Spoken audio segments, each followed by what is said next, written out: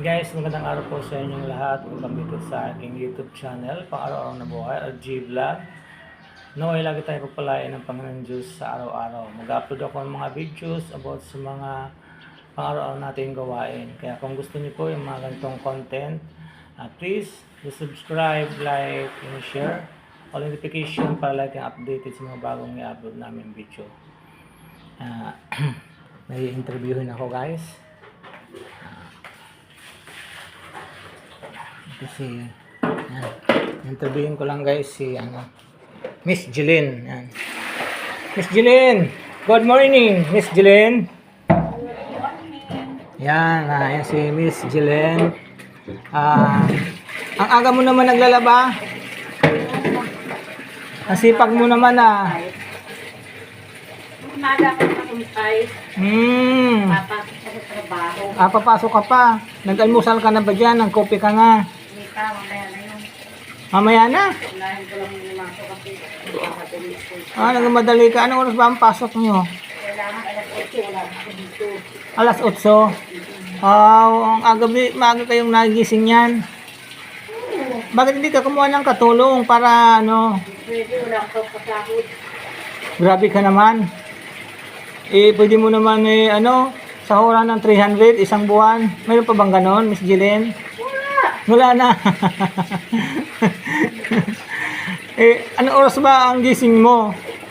Dapat alas 5. Alas 5? Tapos yan, naglalaba-laba na ako. Harap ka naman para makita ka nila kung gaano ka kaganda. What? Wala akong brang. Sa bagay, kasi naglalaba ka pa lang naman. Okay lang ba sa iyo na binibidyo kita? Okay lang ba sa iyo na binibidyo kita? Oo, basta likod lang kita. Ganun. Harap naman konting mukha mo para makita ang ganda mo ng mga viewers natin. Hindi pa. Yan. Ang ganda. Harap ka naman, Miss Jeline. Bukas ko lang. Bukas? Ngayon na nga ito Inak mo yan. Saan ka ba pumapasok, Miss Jeline? Ay, sa Congressional. Sa Congressional. Doon ka ba nag-work? Oo. Kumusta naman? Balita ko, sa Radio TV, tumas na raw ang sahod. Ano ba katotoo yun? Oo, kailangan dapat sipagan. Wow! Okay yan. Di mas ayos dahil malaki na ang ngayon, pasahod ngayon. Oo, mapatayo ng trabaho. Ganun. Kaya pala maaga kayong gumigising. Maaga talagang papasok. Maganda yun para pag maagang papasok, maaga rin nalalabas. What? Yan guys. Ito si Miss Jeline. Talagang talagang masipag. Kaya kung sino man sa inyo ang naghahanap ng katulong, guys, i-text nyo lang ako, i-message nyo lang kami para pumasok siya sa inyo. Nakakatulong ka rin ba, Miss Jeline? Pwede, kung wala kang sahod. Ay, ganon. Oo.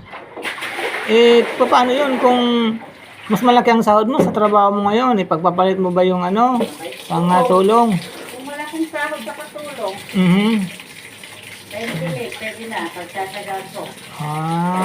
Hindi na mapatapalala ang sahod ko sa frequency. Ito, lang ako. Ano ba trabaho mo doon, Miss Jeline, sa pinapasukan mo ngayon? Manager ako doon, Manager? Manager. Ibig sabihin ng manager, namimigay ng pera? What?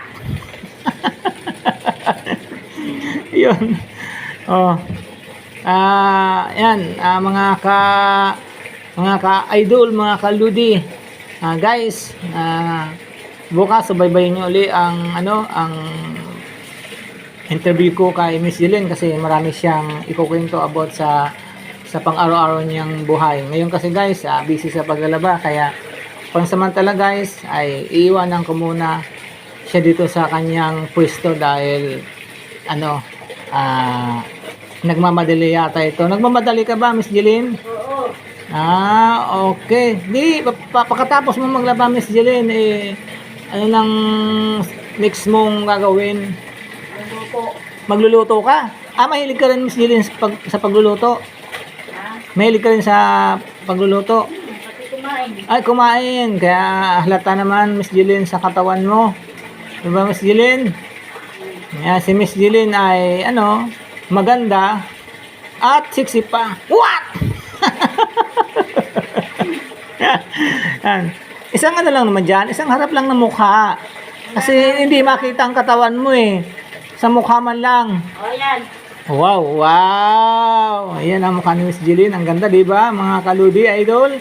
Yan, sa muling pagbabalik namin. Sana po sa mga nakapanood ng video na to, huwag niyo pong kalimutan mag-subscribe, like, and share. All notification para lagi kayong updated sa mga bagong i-upload ko na video. Maraming salamat po. Good morning. Good morning, good morning. Maraming salamat po sa patuloy niyong panonood sa aking video.